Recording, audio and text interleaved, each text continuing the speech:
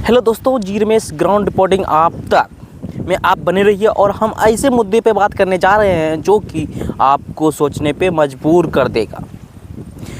सूत्रों के हवाले से ये पता चला है कि पापा के परियों की माँ भी उड़ सकते हैं। पहले गौर कीजिए बातों पे।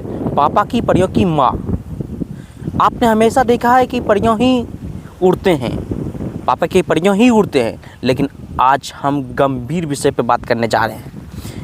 ये मात्र एक मुद्दा नहीं है, ये एक जुनून है और एक हौसला है। और आपको बताना चाह रहे हैं कि स्क्रीन पे चल रहे हैं ये वीडियो क्लिप देखिए, आपको एहसास हो जाएगा कि किन मुद्दों पे बात किया जा रहा है।